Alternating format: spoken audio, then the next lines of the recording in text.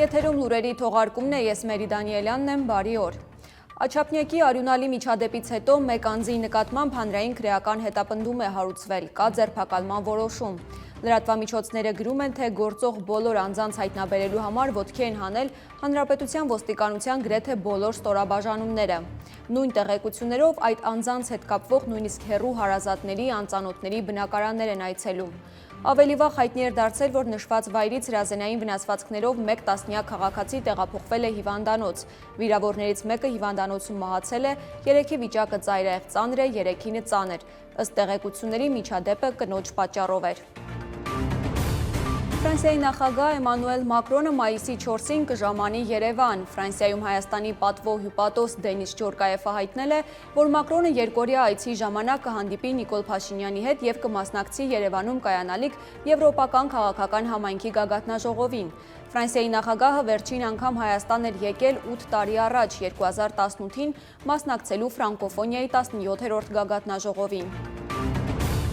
Թուրքիա ժամանած 6 եվրոպացի ակտիվիստներ ձերբակալվել են, նրանց փաստաբան Նաիմ Էմինօղլուն Ֆրանս պրեսին հայտնել է, որ ձերբակալվածների թվում են Իտալիայի, Ֆրանսիայի, Իսպանիայի, Բելգիայի եւ Ռուսաստանի քաղաքացիներ։ Ոստիկանությունը նրանց ձերբակալության մասին տեղեկացրել է արտաքսումից առաջ, նրանց անձնագրերը բռնագրավել են։ Ակտիվիստները մտադիր էին ուսումնասիրել չակերտավոր լավ տիպի կալանավայրերը, արևի լույսից զուրկ փոքր խցեր, որտեղ պահվում են որոշ քաղբանտարկյալներ։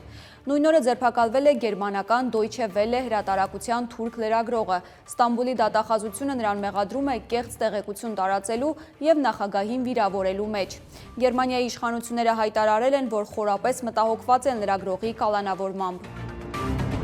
Ռուսաստանի գեղասահորդ Ադելիա Պետրոսյանին Իտալիայում ընթացող օլիմպիական խաղերում ազատ ծրագրի ելույթից հետո կանչել են դոպինգ ստուգման, հայտնում է ՏԱՍՍ-ը։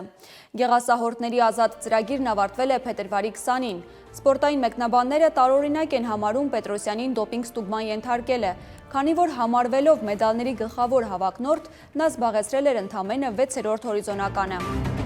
Մայրաթորի դիվանապետ Արշակ արքեպիսկոպոսին վերագրվող սեռական բնույթի հայտնի տեսանյութի իսկությունը 3 երկրի փորձագետներ հերքել են մանրակրկիտ փորձագիտական եզրակացությամբ, հայտարարել է Սրբազանի փաստաբան Արսեն Բաբայանը։ Ըստ նրա, քննչական կոմիտեն չի ցանկանում քննարկել այն վարկածը, որ Արշակ արքեպիսկոպոսի մասնակցությամբ վիճահարույց տեսանյութը արհեստականորեն է ստեղծված, նշելով, թե դրանք իբր ապացուցողական նշանակություն չունեն։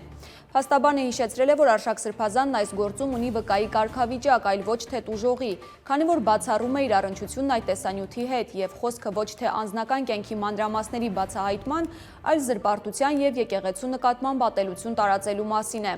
Արսեն Բաբայանը նշել է, թե նախկին քահանա Արման Սարոյանի հատուկ հետաքրքրությունը տեսանյութը տարածելու հարցում ենթադրում է անձնական շահագրգռվածություն։ Այսքանը մեր ամփոփիչ թողարկումը ժամը 19-ին է, կհանդիպենք։